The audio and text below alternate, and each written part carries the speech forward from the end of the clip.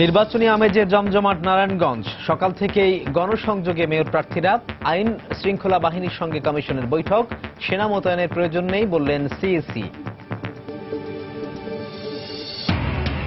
অভিবাসীর মর্যাদা রক্ষা এবং নিরাপত্তা নিশ্চিত করাই বড় চ্যালেঞ্জ। অভিবাসন বিষয় ও উন্নয়ন বিষয়ক বৈশ্বিক সম্মেলনে প্রধানমন্ত্রী। যথাযথ ব্যবস্থা নেওয়ার আহ্বান। বিদ্যুৎ আমদানির পর এবার গ্যাস সঞ্চালনেও বাংলাদেশ ভারতের মধ্যে নতুন সম্ভাবনা। খুব শিগগিরই গ্যাসের দাম সমন্বয়ের আভাস প্রতিমন্ত্রীর। বরিশাল থেকে পঞ্চম শ্রেণীর ছাত্রীকে অপহরণ করে টানা ৮ দিন নির্যাতনের অভিযোগ। সালিসি বৈঠকে ঘটনা ধামাচাপা দেওয়ার চেষ্টা। বিক্ষুব্ধ এলাকাবাসী। এবং সিলেটের বিভিন্ন ডায়াগনস্টিক সেন্টারে চলছে অরাজকতা। টেস্টে মেয়াদোত্তীর্ণ ওষুধ ব্যবহার। ডাক্তারকে না দেখিয়েই সরবরাহ করা হয় রিপোর্ট।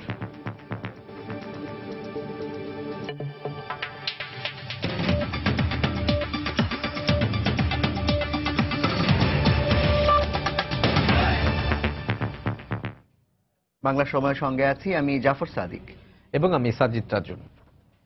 গত কয়েকদিনের মতো আজও সকাল থেকেই গণসংযোগে নেমেছেন নারায়ণগঞ্জের মেয়র প্রার্থীরা। আজ ছুটির দিন হওয়ায় পুরো জেলাতেই বিরাজ করছে নির্বাচনী আমেজ। প্রার্থীরা জনগণের কাছে গিয়ে নানা প্রতিশ্রুতির মাধ্যমে নিজেদের পক্ষে ভোট প্রার্থনা করছেন। নির্বাচনী আমেজে ভাসছে নারায়ণগঞ্জ। শনিবার সকালে নগরীর ৯ নম্বর ওয়ার্ডের জালকুড়ি এলাকায় গণসংযোগে নামেন আওয়ামী লীগের মেয়র প্রার্থী সেলিনা হায়াত আইভী। নারায়ণগঞ্জকে আধুনিক নগরী হিসেবে গড়ে তুলতে নৌকা মার্কায় ভোট চান তিনি। এজন্য দলমত নির্বিশেষে সবাইকে নৌকার পক্ষে কাজ করার আহ্বান জানান আইভী।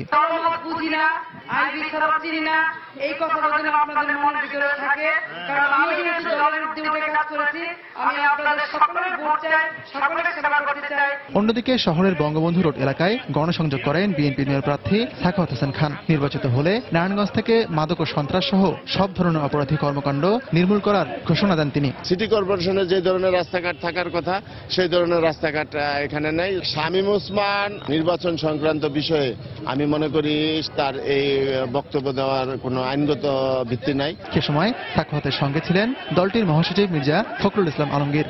এই নির্বাচন কতটুকু সুষ্ঠু হয় তার উপরে নির্ভর করবে বাংলাদেশের ভবিষ্যৎ, ভারতের নির্বাচনের ভবিষ্যৎ। আমরা বিশ্বাস করি যে জনগণের ঐক্যবদ্ধ আন্দোলনের ফলে, ঐক্যবদ্ধ অবস্থানের ফলে অবশ্যই বাংলাদেশের জনগণ বিজয়ী হবে।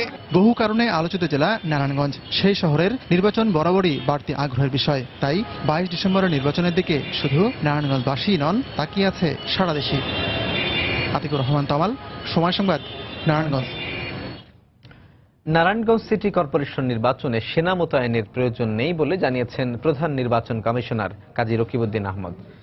সকালে রাজধানীর আগারগাঁওয়ে এনইসি মিলনায়তনে সিটি কর্পোরেশন নির্বাচন ও জেলা পরিষদ নির্বাচনকে কেন্দ্র করে আইন শৃঙ্খলা সংক্রান্ত বৈঠক শেষে সাংবাদিকদের তিনি একথা বলেন। এর আগে প্রধান নির্বাচন কমিশনারের নেতৃত্বে বৈঠক হয়। এতে বিভিন্ন পর্যায়ের নির্বাচনী কর্মকর্তা, পুলিশ, র্যাব, আনসার, বিডিপি, সেনাবাহিনীর প্রতিনিধি সহ গোয়েন্দা সংস্থার প্রতিনিধিরা উপস্থিত ছিলেন। 22 ডিসেম্বর নারায়ণগঞ্জ সিটি কর্পোরেশন নির্বাচন এবং 28 ডিসেম্বর 3 পার্বত্য জেলা বাদে 61 জেলায় জেলা পরিষদ নির্বাচন হবে। পরিস্থিতি অত্যন্ত স্বাভাবিক এবং নরমাল রয়েছে। তবে হ্যাঁ, পরিস্থিতি আমরা কঠিনভাবে পর্যালোচনা করব, তীক্ষ্ণ দৃষ্টি রাখব।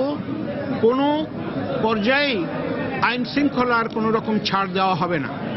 যেখানে প্রয়োজন সেখানে আমরা উপযুক্ত ব্যবস্থা নিব। কোনো নির্বাচনই ছোট নির্বাচন নয়, সব নির্বাচনই সমান গুরুত্বপূর্ণ এবং আমরা সবটাতেই সমান গুরুত্ব দিয়ে থেকে থাকি। এই দুটো নির্বাচনও আমরা সমান গুরুত্বের সাথেই পর্যালোচনা করছি। প্রতিটি অভিবাসী যেন মর্যাদা এবং নিরাপদে কাজ করতে পারে তার নিশ্চয়তা দিতে বিশ্ব সম্প্রদায়কে আহ্বান জানিয়েছেন প্রধানমন্ত্রী শেখ হাসিনা। সকালে বঙ্গবন্ধু আন্তর্জাতিক সম্মেলন কেন্দ্রে 9ম বৈশ্বিক অভিবাসন ও উন্নয়ন বিষয়ক সম্মেলনের উদ্বোধন করে তিনি একথা বলেন। এ সময় আন্তর্জাতিক বিভিন্ন সংস্থার প্রতিনিধিরাও নিরাপদ অভিবাসন নীতির ওপর গুরুত্ব দেন।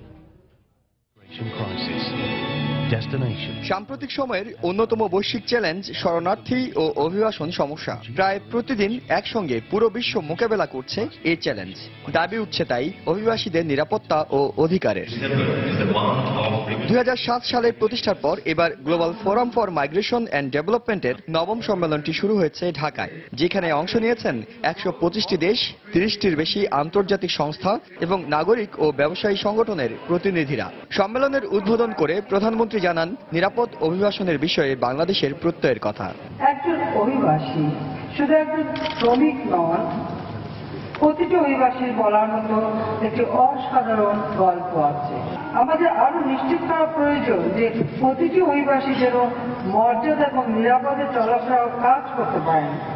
তাদের অবস্থা নির্বিশেষে যে কোনো পরিস্থিতিতে তাদের অধিকার যাতে সুরক্ষা পায় সে ব্যবস্থাও করতে হবে।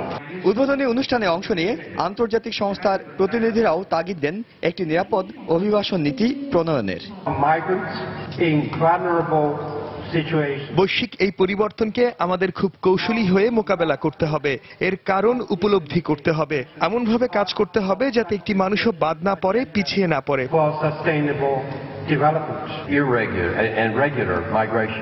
অনিয়মিত এবং অনিরাপদ অভিবাসীদের নিয়মিত নিরাপদ করাটাই অনেক বড় চ্যালেঞ্জ। আমরা চাই এ ধরনের চ্যালেঞ্জ মোকাবেলায় বিশ্ব সম্প্রদায়কে একসাথে নিয়ে কাজ করতে। আগামী 12 ডিসেম্বর পর্যন্ত চলবে 3 দিনব্যাপী এই সম্মেলন। ঢাকায় এমন একটি সময় সম্মেলনটি অনুষ্ঠিত হচ্ছে যখন বিশ্বজুড়ে একটি নিরাপদ ও সুশৃঙ্খল অভিবাসন নীতি এবং শরণার্থীদের দায়িত্ব বণ্টনের বিষয়টি ক্রমেই জোরালো হচ্ছে। এই সম্মেলনে বক্তারা বলছেন, আন্তর্জাতিক বিকাশমান এই যুগে এমন একটি অভিবাসন নীতি গ্রহণ করতে হবে যাতে অভিবাসীদের স্বার্থ সংরক্ষণের পাশাপাশি একই সময় সমাজ হয় সংহত ও সমৃদ্ধশীল। এহসান জুয়েল, সময় সংবাদ, ঢাকা। বিদ্যুৎ ও জ্বালানির পর এবার গ্যাস সঞ্চালনে বাংলাদেশ ভারত সম্পর্কে নতুন সম্ভাবনা দেখা দিয়েছে। ভারত তাদের দেশেরই অন্য একটি অংশে বাংলাদেশের মধ্য দিয়ে গ্যাস সঞ্চালন করতে চায়। এক্ষেত্রে বাড়তি লাভ হিসেবে সঞ্চালন চার্জের পাশাপাশি বাংলাদেশ সেই গ্যাস ভাগাভাগিরও সুযোগ পেতে পারে। সময় সংবাদের সঙ্গে আলাপচারিতায় এমন সম্ভাবনার কথা জানিয়েছেন বিদ্যুৎ ও জ্বালানি প্রতিমন্ত্রী নসরুল হামিদ। খুব শিগগিরই গ্যাসের দাম নিয়ে সিদ্ধান্ত আসছে বলেও জানান প্রতিমন্ত্রী। 2013 সালের 5 অক্টোবর মাত্র 50 মেগাওয়াট বিদ্যুৎ আমদানির মাধ্যমে প্রথমবারের মতো বিদ্যুৎ ও জ্বালানি খাতে সম্পর্কের সূচনা হয় বাংলাদেশ ও ভারতের মধ্যে। প্রথম পর্যায়ে ভারত থেকে গ্রিড ইন্টারকানেকশনের মাধ্যমে সর্বোচ্চ 250 মেগাওয়াট বিদ্যুৎ এলেও বর্তমানে এই বিদ্যুতের পরিমাণ দাঁড়িয়েছে 600 মেগাওয়াটে। বিদ্যুতের পর এবার গ্যাস সেক্টরেও বাংলাদেশকে পাশে চায় ভারত। সম্প্রতি ভারতের গ্যাস উৎপাদন এবং বিতরণ সংশ্লিষ্ট রাষ্ট্রায়ত্ত company gas authority of India limited GAIL বাংলাদেশের যশোর দিয়ে উত্তরের জেলা রংপুর হয়ে শিলিগুড়ি পর্যন্ত গ্যাস সঞ্চালন পাইপলাইন নির্মাণের প্রস্তাব দিয়েছে বাংলাদেশকে। এর ফলে বাড়তি লাভ হিসেবে বাংলাদেশ গ্যাস সঞ্চালন চার্জ এবং প্রয়োজনে ওই নেটওয়ার্ক থেকে গ্যাস সংগ্রহ করতে পারবে। প্রাথমিক পর্যায়ে থাকা ওই প্রস্তাব নিয়ে সরকার কাজ করছে বলে জানিয়েছেন বিদ্যুৎ ও জ্বালানি প্রতিমন্ত্রী। যশোর দিয়ে তারা ওই বেল্টে তাদের পাইপলাইন নির্মাণ হচ্ছে। আমরা যদি সেই পাইপের সাথে সংযোগ হতে পারি, আমাদের সবচেয়ে বড় অ্যাডভান্টেজ হলো আমাদের গ্রিড লাইনগুলো তৈরি হয়ে আছে। সারা বাংলাদেশে কিন্তু মোটামুটি একটা লাইন আমরা তৈরি করে ফেলছি গ্রিড। এটার সাথে যদি ওরা আমাদের খুলনার যে লাইনটা আমরা নিয়ে গেছি সেটার সাথে যদি সংযোগ হতে পারে, ওরা চাচ্ছে যে রংপুর দিয়ে আবার তারা শিলিগুড়ি দিয়ে বের করে ফেলতে পারে। আমাদের পাইপলাইন ইউজ করার জন্য আমাদেরকে তারা হুইলিং চার্জ দিবে, সেখানে আমরা ইনকাম করতে পারবো এবং সেখান থেকে আমরা গ্যাসও নিতে পারবো। আমরা ওদেরও লাভ হবে ওদের উত্তরাংশে গ্যাস যাওয়ার জন্য। সময় সংবাদের সঙ্গে আলাপচারিতায় তিনি বলেন, গ্যাসের দাম পুনর্নির্ধারণের বিষয়টি প্রায় চূড়ান্ত। খুব শিগগিরই এই ব্যাপারে চূড়ান্ত সিদ্ধান্ত আসবে। আমরা আশা করছি একটা অ্যাডজাস্টমেন্ট হওয়া উচিত। পাবলিক ট্রান্সপোর্টগুলিতে একটা কমফোর্ট জোন থাকা উচিত, বাট প্রাইভেট কারগুলিতে একটা অ্যাডজাস্টমেন্ট হওয়া উচিত ফুয়েলের সাথে, লিকুইড ফুয়েলের সাথে। এছাড়া তিনি জানান, তুর্কমেনিস্তান থেকে আফগানিস্তান, পাকিস্তান হয়ে ভারত পর্যন্ত টাপি নামের যে আন্তদেশীয় গ্যাস সংযোগ হবে সেটি নিয়েও ভাবছে বাংলাদেশ। দেবাশিস রায়, সময় সংবাদ, ঢাকা।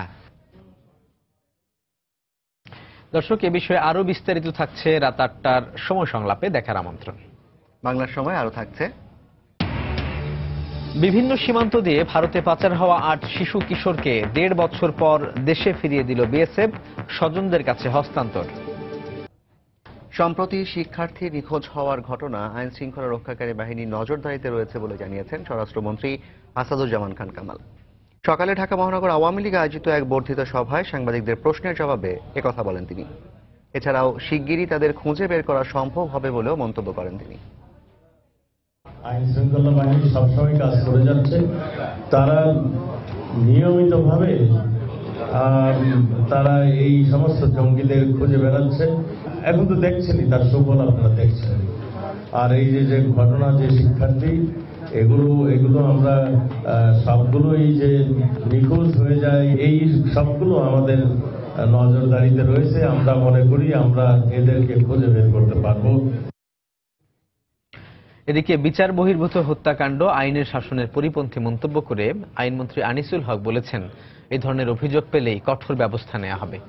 মানবাধিকার দিবস উপলক্ষে দুপুরে রাজধানীর সিরডাপ মিলনায়তনে আয়োজিত এক আলোচনা সভায় তিনি একথা বলেন। আইন বহির্ভূত হত্যা বা অত্যাচার যেটাই হোক না কেন, যদি এটা সরকারের নজরে আনা হয় ব্যবস্থা করা হবে এবং অত্যন্ত শক্ত হাতে ব্যবস্থা করা হবে। তার কারণ হচ্ছে আইন বহির্ভূত হত্যা এই আইনের শাসন প্রতিষ্ঠায় একটা বিরাট প্রতিবন্ধকতা, এবং সেই জন্য এটা আমাদের নজরে আসার সঙ্গে সঙ্গে আপনারা যেসব খবরের কাগজে যেসব দেখেছেন সেগুলির ব্যাপারেও আমরা সরকারিভাবে ব্যবস্থা গ্রহণ করার উদ্যোগ নিয়েছি। বরিশালে পঞ্চম শ্রেণীর এক স্কুল ছাত্রীকে অপহরণ করে টানা ৮ দিন নির্যাতনের অভিযোগ পাওয়া গেছে। এ ঘটনার সালিশি বৈঠকের নামে ঘটনা ধামাচাপা দেওয়ার চেষ্টায় বিক্ষুব্ধ হয়ে উঠেছে এলাকাবাসী। পুলিশ জানায়, গত ২রা ডিসেম্বর প্রাইভেট পড়তে যাচ্ছিল নির্যাতিতা শিশু। পথে পূর্ব পরিচিত মোহাম্মদ মহসিন তাকে নেশা জাতীয় দ্রব্য মেশানো আচার খাইয়ে বরিশাল থেকে মাদারীপুর নিয়ে যায়। সেখানে ৮ দিন আটকে রেখে শিশুটিকে নির্যাতন করা হয় বলে অভিযোগ পরিবারের। গতকাল মহসিনকে খুঁজতে মাদারীপুর যায় তার স্ত্রী। সেখানে গিয়ে শিশুটিকে উদ্ধার করে তার পরিবারের কাছে পৌঁছে দেন মহসিনের স্ত্রী। এ ঘটনায় আজ দুপুরে স্থানীয় সালিশি বৈঠকে নির্যাতিতার পরিবারকে টাকা দিয়ে বিষয়টি ধামাচাপা দেওয়ার চেষ্টা করা হয় বলে অভিযোগ করে স্বজনরা। পরে বিক্ষুব্ধ এলাকাবাসী থানায় খবর দিলে পুলিশ ঘটনাস্থলে পৌঁছে ওই শিশুকে থানায় নিয়ে যায়। এদিকে অভিযুক্ত পিকআপ চালক মহসিন পলাতক রয়েছে।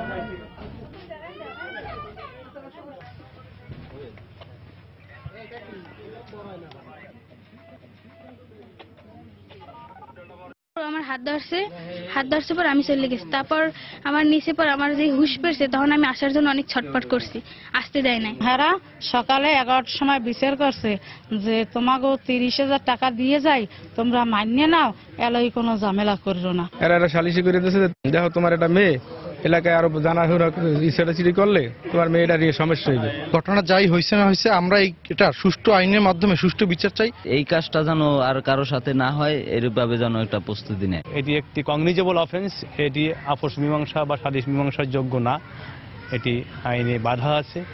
আমরা দেখব বিষয়টা। সিলেটের বিভিন্ন ডায়াগনস্টিক সেন্টারে রোগ নির্ণয়ের নামে চলছে অরাজকতা। সিটি স্ক্যান, ইকো, আল্ট্রাসোনোগ্রাম সহ জটিল পরীক্ষাগুলো ডাক্তারের উপস্থিতিতে করার কথা থাকলেও তা হচ্ছে না। আর যে ওষুধ দিয়ে টেস্ট করানো হয় সেগুলো মেয়াদ উত্তীর্ণ। সবচেয়ে আতঙ্কের বিষয় হলো ডাক্তারকে না দেখিয়ে নিজেরাই স্বাক্ষর করে রোগীদের সরবরাহ করছে রিপোর্ট। সংশ্লিষ্টরা বলছেন, এই কারণে দেশের স্বাস্থ্য ব্যবস্থায় অনাস্থা সৃষ্টি হচ্ছে আর রোগীরা চলে যাচ্ছেন বিদেশে। নওশাদ আহমদ চৌধুরীর ছবিতে আব্দুল আহাদের রিপোর্ট। দেশে সুখ্যাতি রয়েছে মেডিনোভা ডায়াগনস্টিক সেন্টারের, কিন্তু এখানে যে পরীক্ষাগুলো করার কথা ডাক্তারের, তা করছেন টেকনিশিয়ান কিংবা এসএসসি পাস কেউ। সিলেটের সুপ্রতিষ্ঠিত ন্যাশনাল ডায়াগনস্টিক সেন্টার ও শাহজালাল ডায়াগনস্টিক সেন্টারের অবস্থা আরও ভয়াবহ। সরেজমিনে গিয়ে দেখা যায় পরীক্ষায় যে ওষুধ ব্যবহার করা হচ্ছে সেগুলো মেয়াদ উত্তীর্ণ। শাহজালাল মেডিকেল সেন্টার থেকে সরবরাহকৃত রিপোর্টে একজন ডাক্তারের 6 ধরনের স্বাক্ষর। সিগনেচারের ব্যাপারটা আমি এখনো কনফিউজড, আমি রিয়েলি কনফিউজড। বাট ডিএজে যেটা আপনার পেয়ে গেছে সেটা তো আমার বলার কিছু নেই। আপনারা পাইছেন, এটা এক্সপায়ার হয়ে গেছে। এটা কি হবে সেটা তো বুঝতে পারিনি, আমি দেখিনি। ডাক্তার রফিকুল হক, ওনার পরিবর্তে 2-3 দিন কাজ করবে আর কি। স্যারই বলে দিয়ে গেছে। মানুষ দিয়ে কাজ করানো হয়তো মানুষের ভুল থাকতে পারে, কিন্তু আমরা এটা রেকটিফাই করব। তদারকির দায়িত্বে থাকা জেলা স্বাস্থ্য বিভাগ বলছে, অনিয়মের কারণে মাঝে মধ্যে জরিমানা করলেও সংশোধন হচ্ছে না ডায়াগনস্টিক প্রতিষ্ঠানগুলো। এই ডায়াগনস্টিক সেন্টারগুলোতে আরো আগে বেশ কয়েকবার এরকম জরিমানা করা হয়েছে, কিন্তু এরপরে দেখা গেল 2 মাস বা 3 মাস ভালো আছে, আবার সেই একই রকম পড়তেছে। এই ব্যাপারে আমরা ডিজি অফিসের সাথে এখন হয়তো ফার্দার প্রয়োজনীয় স্টেপ নিয়ে আলোচনা করব। ডায়াগনস্টিক সেন্টার ও ক্লিনিকের বিরুদ্ধে ধারাবাহিক মোবাইল কোর্ট পরিচালনা করছে র্যাব 9। প্রতারণা দেখে নির্বাহী ম্যাজিস্ট্রেট বলেন, এ কারণেই দেশের চিকিৎসা সেবা নিয়ে অনাস্থার সৃষ্টি হচ্ছে আর বিদেশমুখী হচ্ছেন রোগীরা। এই যে সঠিকভাবে ডায়াগনোসিস যদি না হয় বা অথেন্টিক রিপোর্ট তৈরি না হয় করা যায়, তো পরবর্তী সময় যখন এই রোগটা ধরা পড়বে বা ডায়াগনোসিস হবে, তখন কিন্তু আমাদের স্বাস্থ্য ব্যবস্থার প্রতি এই সমস্ত চিকিৎসকের আপনার কিন্তু হবে কি বলে যে অনাস্থা তৈরি হবে। ব্যবসা ভালো হওয়ায় 26.5 বর্গ কিলোমিটারের সিলেট নগরে 61টি ডায়াগনস্টিক ও 58টি ক্লিনিক গড়ে উঠেছে। আব্দুল আহাদ, সময় সংবাদ, সিলেট। দর্শক, এই বিষয়টি নিয়ে আমরা বিস্তারিত কথা বলবো। আমাদের কথা বলার জন্য আমাদের সঙ্গে আজ সিলেটে সিভিল সার্জন কার্যালয়ে ডাক্তার হাবিবুর রহমান তিনি আমাদের সঙ্গে যোগ দিচ্ছেন। তার সঙ্গে আমরা কথা বলছি। জনাব হাবিবুর রহমান, বাংলার সময় আপনাকে স্বাগত জানাচ্ছি। প্রথমে আপনার কাছে জানতে চাইবো যে এই ধরনের ডায়াগনস্টিক সেন্টারগুলো লাইসেন্স নেওয়ার ক্ষেত্রে যে ধরনের বাধ্যবাধকতা বা যে ধরনের নিয়ম কানুনগুলো মানা উচিত, সেই নিয়ম কানুনগুলো মেনে কি ডায়াগনস্টিক সেন্টারগুলো হচ্ছে? আমি সময় টিভিকে আপনার মাধ্যমে ধন্যবাদ জানাচ্ছি যে বিষয়টি আপনি উত্থাপন করেছেন। আসলে এটি আমি ধন্যবাদ জানাচ্ছি। আসলে লাইসেন্স প্রাপ্তির ব্যাপারে যে বিষয়টি আমাদের নজরে আসে, তো আমাদের লাইন ডিরেক্টর পরিচালক হাসপাতাল ক্লিনিক বরাবর এটা আবেদন করে। আবেদনের আগে কিছু কিছু নিয়ম নীতি আছে। সেটা হলো যে যারা আবেদন করবেন তাদের একটা আবেদনপত্র থাকে, তাদের ছবি থাকে, ইউনিয়ন পরিষদ অথবা পৌরসভার একটি সম্মতিপত্র থাকে, পরিবেশ অধিদপ্তরের সাথে তাদের একটা সনদ থাকে, এবং আরো যে সমস্ত কাগজপাতি আছে সেই কাগজপাতির মাধ্যমে ওনারা একটা অধিদপ্তর বরাবর আবেদন করেন। আবেদনের পরিপ্রেক্ষিতে আমাদের কাছে একটা নির্দেশনা আসে, সেটা পরিদর্শন করে সেটা সব পেপার যথাযথ আছে কিনা, সেই ডায়াগনস্টিক সেন্টার বা প্রাইভেট ক্লিনিক অথবা ডেন্টাল সার্জন যাই কিছু হোক না কেন বেসরকারি পর্যায়ে, সেগুলোকে আমাদের একটা পরিদর্শনের জন্য একটা নির্দেশনা আসে। আমরা আসলে একটা পরিদর্শন টিম থাকে, যেমন সিটি কর্পোরেশনের ভিত্তিতে আমার পরিচালক স্বাস্থ্য সভাপতিত্বে এখানে সিভিল সার্জনের মেম্বার সেক্রেটারি থাকেন এবং সহকারী পরিচালক, ইভেন সরকারি মেডিকেল কলেজ হাসপাতালের যদি ডায়াগনস্টিক সেন্টার হয় সেখানে একজন প্যাথোলজির প্রফেসর একজন মেম্বার থাকেন, এবং ক্লিনিকের ব্যাপারে যদি থাকে তাহলে সেখানে একজন সার্জন অথবা অর্থোপেডিশিয়ানদের সমন্বয়ে একটি টিম গঠন করা হয়। সেই টিম সেই ক্লিনিক পরিদর্শন করে সেটা যদি সবকিছু ক্রাইটেরিয়া ফুলফিল হয়, তার 4th প্লেস, তার এরিয়া, তার স্ট্রাকচারাল যে ইয়েটা, তার স্ট্রাকচার, তার ভেন্টিলেশন ঠিক আছে কিনা, তার ধরেন বর্জ্য ব্যবস্থাপনা যথাযথ আছে কিনা, তার যে লোকবল যারা কাজ করবে তাদের যথাযথ নিয়োগ প্রক্রিয়া যথাযথ যদি দেখা যায় যে না, এবং তার কি কি টেস্ট করবেন সেটা মূল্য তালিকা সংযোজন আছে কিনা, সব মিলিয়ে যখন আমরা দেখি যে না তার সব ক্রাইটেরিয়া ফুলফিল হয়েছে, তখন আমরা তাকে একটা সম্মতিপত্রের জন্য তাকে আমরা অগ্রায়ন করি অধিদপ্তর বরাবরে। অধিদপ্তর ডাক্তার হাবিবুর রহমান, আপনি যেগুলো বলছেন সেগুলো একটি আপনি যেগুলো বলছেন লাইসেন্স নেওয়ার আগে এগুলো যাচাই বাছাই করা হয়, কিন্তু মান যাচাইয়ের প্রক্রিয়াটি আসলে কেমন হয়, মানে সেই ক্ষেত্রে কি ভূমিকা রাখা হয়? মান যাচাইয়ের পরে ধরেন আমরা যখন লাইসেন্সের জন্য তাকে অগ্রায়ন করি, তাকে যখন তার সরাসরি আমরা তাকে লাইসেন্স দেওয়ার জন্য তার সপক্ষে যখন মতামত দেই, তখন কর্তৃপক্ষ তাকে লাইসেন্স প্রদান করেন, এবং লাইসেন্স প্রদান করার পরে আমরা ধরেন আবার 1 বছর পরে নবায়নের জন্য আসেন। তাছাড়াও আমরা মাঝে মাঝে সেই ক্লিনিকগুলো পরিদর্শন করি। পরিদর্শনকালে আমরা দেখি যে তার যে রিয়াজেন্টগুলো সেটা মানসম্মত কিনা, তার যে ভিতরের পরিবেশ সেটা যথাযথ কিনা, তার বর্জ্য ব্যবস্থাপনা যথাযথ আছে কিনা, এবং যিনি যে টেস্টগুলো করছেন সেটা রেজিস্টারে লিপিবদ্ধ করছেন কিনা, এবং সার্বিকভাবে তার যে যারা রুগী যাবে তাদের বসার ব্যবস্থা, স্যাম্পল কালেকশনের সুযোগ সুবিধা, তার টেস্টের জন্য যথাযথ স্পেস এবং সেটা স্বাস্থ্যসম্মত কিনা, সবগুলা বিবেচনা করে আমরা আবার তাকে সতর্কবাণী যদি দেওয়ার প্রয়োজন মনে করি তাকে আমরা নির্দেশনা করি যে তোমার এই জিনিসগুলো সংশোধন করা দরকার, সে তাৎক্ষণিকভাবে সেটা সংশোধন করার ব্যবস্থা আমরা করি। কিন্তু যে বিষয়টি হচ্ছে লাস্ট একটি কথা জানতে চাইবো, সেটা হচ্ছে যারা নিয়ম তাহলে মানছে না, এই যে এখন যে অবস্থাটি প্রতিবেদনে উঠে এসেছে, মানে সেই সব ব্যাপার নিয়ে আপনি কি ব্যাখ্যাটি দিবেন আপনি? এটা হলো যে আমরা যখন দেখি যে আমরা বিভিন্ন সোর্সের মাধ্যমে যখন জানতে পারি যে কোনো জায়গায় অনিয়ম হচ্ছে বা বিশেষ কোনো নিয়ম মানা হচ্ছে না, তখন এখানে নির্বাহী ম্যাজিস্ট্রেটের সহায়তায় বা মাঝে মাঝে আমাদের র্যাব বা র্যাবের আইনজীবী, কিছুদিন আগে আপনি জানেন হয়তো কিছুদিন আগে একটা অভিযান পরিচালিত হয়েছে, সেখানে র্যাব, আইন শৃঙ্খলা রক্ষাকারী বাহিনী এবং র্যাবের নির্বাহী ম্যাজিস্ট্রেট এবং আমার সিভিল সার্জন অফিসের সমন্বয়ে একটি টিম গঠন করা অভিযান পরিচালিত হয়। এই অভিযানের মাধ্যমে কিছু কিছু ডায়াগনস্টিক সেন্টারে আমরা অভিযান পরিচালনা করি এবং যারা নিয়ম বহির্ভূতভাবে তাদের অ্যাক্টিভিটিস তারা করছেন তাদের ব্যাপারে স্বাস্থ্যমূলক ব্যবস্থা, যেমন জরিমানা, জেল, এবং একটি ক্লিনিক আপনারা জানেন যে বাই দিস টাইম একটা সিলগালা করে দেওয়া আছে এবং তারা ওখানে যে মালিক এবং যে টেস্টের সাথে সম্পৃক্ত মেডিকেল টেকনোলজিস্ট একজনকে 1 বছর, একজনকে 6 মাসের কারাদণ্ড দেওয়া আছে এবং তাদেরকে অনেককেই জরিমানা, যারা মেয়াদোত্তীর্ণ রিয়েজেন্ট ব্যবহার করেছেন বা যথাযথভাবে তারা পরীক্ষা নিরীক্ষা করছেন না, তাদের সেই বিধি মোতাবেক আইনের আওতায় এনে তাদেরকে শাস্তির ব্যবস্থা করা হয়েছে। আপনি ডাক্তার হাবিবুর রহমান, আপনাকে অনেক ধন্যবাদ আমাদের সঙ্গে যোগ দেওয়ার জন্য। দর্শক, আমরা সিলেটের ডায়াগনস্টিক সেন্টারগুলোর যে অনিয়ম সেগুলো নিয়ে কথা বলছিলাম। আমাদের সঙ্গে যোগ দিয়েছিলেন সিভিল সার্জন কার্যালয় থেকে ডাক্তার মোহাম্মদ হাবিবুর রহমান।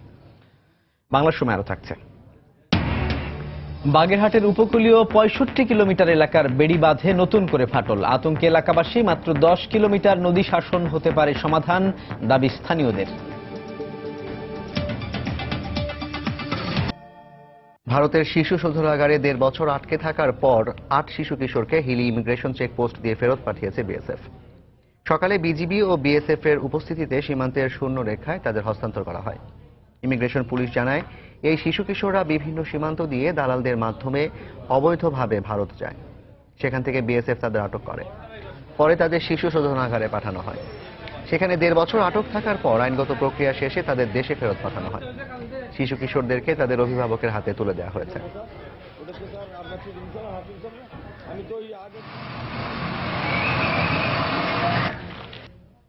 পুনরায় ময়নাতদন্তের জন্য কেন্দ্রীয় ছাত্রলীগ নেতা দিয়াজ ইরফান চৌধুরীর লাশ কবর থেকে তোলা হয়েছে। আদালতের নির্দেশে আজ সকালে নির্বাহী ম্যাজিস্ট্রেট আরিফুল ইসলাম সর্দারের উপস্থিতিতে চট্টগ্রাম বিশ্ববিদ্যালয় কেন্দ্রীয় জামে মসজিদ কবরস্থান থেকে তার লাশ তোলা হয়। কবর থেকে লাশ তোলার পর ঢাকার সিআইডি ফরেনসিক ল্যাবে পাঠানো হয়। গত 20 নভেম্বর রাতে চট্টগ্রাম বিশ্ববিদ্যালয় এলাকায় নিজ বাসা থেকে ঝুলন্ত অবস্থায় দিয়াজ ইরফানের লাশ উদ্ধার করে পুলিশ। 21 নভেম্বর ময়নাতদন্তের পর লাশ দাফন করা হয়, কিন্তু 23 নভেম্বর দেয়া ময়নাতদন্ত প্রতিবেদনে দিয়াজ আত্মহত্যা করেছে বলে উল্লেখ করা হয়। তবে প্রতিবেদন প্রত্যাখ্যান করে তার পরিবারের পক্ষ থেকে হত্যার অভিযোগ এনে 24 নভেম্বর আদালতে মামলা করা হয়। এরপর 6 ডিসেম্বর ইরফানের লাশ পুনর্ময়নাতদন্তের নির্দেশ দেন আদালত।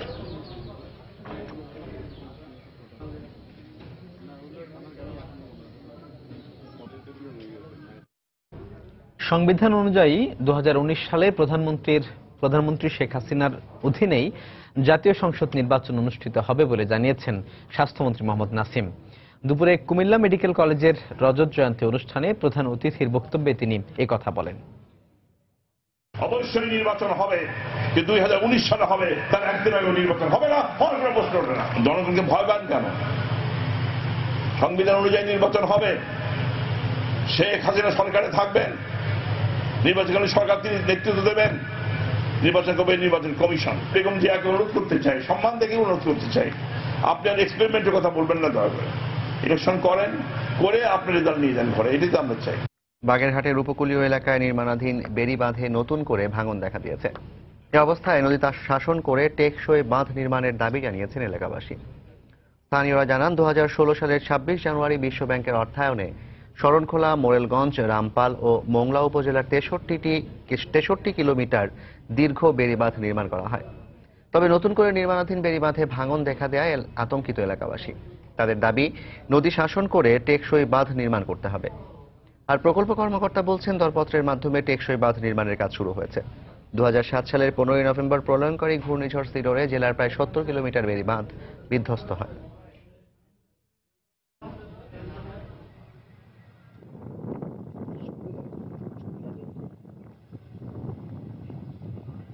এই নদীর ভাঙ্গনে একেবারে নিঃস্ব হয়ে যাচ্ছে, দিনরাত আমাদের এই সর্বস্ব এই নদীতে বিলীন হয়ে যাচ্ছে। নদী ভাঙ্গন এড়ানোর জন্য আমাদের নদীতে ডাম্পিং দেওয়া জরুরি। নদী শাসন না করে আসলে এই বেড়িবাঁধ যদি করি সেটা আমাদের কোনো কাজে আসবে না। নদীতে অত্যন্ত ভাঙ্গন, এখনো চাঁদখালী নদীতে অত্যন্ত ভাঙ্গন। এই ভাঙ্গনকে জন্য নদী শাসন একান্তই দরকার। নদী শাসন যদি না হয় তো এই টেকসই বেড়িবাঁধ ডাটেকারই সম্ভব। বিএনপি জামায়াতের কিছু গুপ্ত হত্যা ও সন্ত্রাসী কর্মকাণ্ড ছাড়া দেশে আর কি সবকিছু স্বাভাবিক রয়েছে বলে মন্তব্য করেছেন আওয়ামী লীগের যুগ্ম সাধারণ সম্পাদক মাহবুবুল আলম হানিফ। সকালে কুষ্টিয়ার একটি মন্ত্রীর আয়োজিত এক অনুষ্ঠান শেষে সাংবাদিকদের তিনি একথা বলেন। বেগম খালেদা যে অভিযোগ করেছেন, বর্তমান সময় নাকি বাংলাদেশে বদ্ধভূমি, তো উনি কোথায় বদ্ধভূমিটা দেখতেছেন? বেগম খালেদা সরকারের সময় রাষ্ট্রীয় পৃষ্ঠপোষকতায় বিএনপি জামাতের সন্ত্রাসীরা 26,000 আওয়ামী লীগের নেতাকর্মী হত্যা করেছিল। সেটা কি ভুলে গেছেন বেগম খালেদা? তখন কি ছিল বাংলাদেশটা? এখন কি এরকম কোনো ঘটনা ঘটছে? ঘন কুয়াশা আর তীব্র শীত জেঁকে বসেছে উত্তরের জনপদ পঞ্চগড়ে। ঘন কুয়াশা আর হিমেল হাওয়ায় বিপর্যস্ত হয়ে পড়েছে জনজীবন। ঘন কুয়াশার কারণে দিনের বেলাতেও যানবাহন চালাতে হচ্ছে হেডলাইট জ্বালিয়ে। শীতে ছন্দপতন ঘটেছে স্বাভাবিক জনজীবনে। খড়কুটো জ্বালিয়ে শীত নিবারণের চেষ্টা করছেন অনেকেই।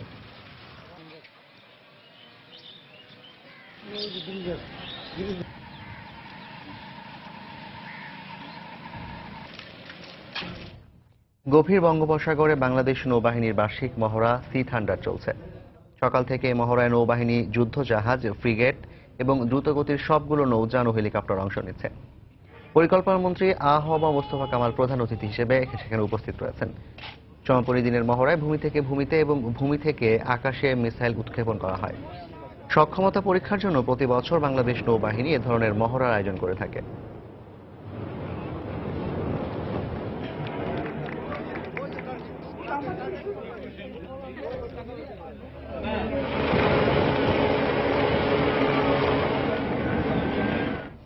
বাংলা সময়ের শীর্ষ সংবাদগুলো জানিয়ে দিচ্ছি আরেকবার। নির্বাচনী আমেজে জমজমাট নারায়ণগঞ্জ। সকাল থেকেই গণসংযোগে মেয়র প্রার্থীরা। আইন শৃঙ্খলা বাহিনীর সঙ্গে কমিশনের বৈঠক। সেনা মোতায়েনের প্রয়োজন নেই বললেন সিএসি। অভিবাসীর মর্যাদা রক্ষা এবং নিরাপত্তা নিশ্চিত করাই বড় চ্যালেঞ্জ। অভিবাসন বিষয়ক বৈশ্বিক সম্মেলনে প্রধানমন্ত্রী। যথাযথ ব্যবস্থা নেওয়ার আহ্বান। বিদ্যুৎ আমদানির পর এবার গ্যাস সঞ্চালনেও বাংলাদেশ ভারতের মধ্যে নতুন সম্ভাবনা। খুব শিগগিরই গ্যাসের দাম সমন্বয়ের আভাস প্রতিমন্ত্রীর। বরিশাল থেকে পঞ্চম শ্রেণীর ছাত্রীকে অপহরণ করে টানা 8 দিন নির্যাতনের অভিযোগ। সালিশি বৈঠকে ঘটনা ধামাচাপা দেওয়ার চেষ্টা। বিক্ষুব্ধ এলাকাবাসী। এবং সিলেটের বিভিন্ন ডায়াগনস্টিক সেন্টারে চলছে অরাজকতা। টেস্টে মেয়াদোত্তীর্ণ ওষুধ ব্যবহার। ডাক্তারকে না দেখিয়েই সরবরাহ করা হয় রিপোর্ট।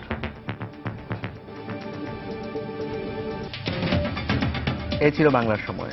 যে কোনো খবর পেতে ভিজিট করুন সময়নিউজ.tv। এছাড়া এই মাত্র পাওয়া খবর আপনার মোবাইলে পেতে SMS করুন *BN লিখে পাঠিয়ে দিন 16242 নম্বরে। সঙ্গে থাকুন সময়ের।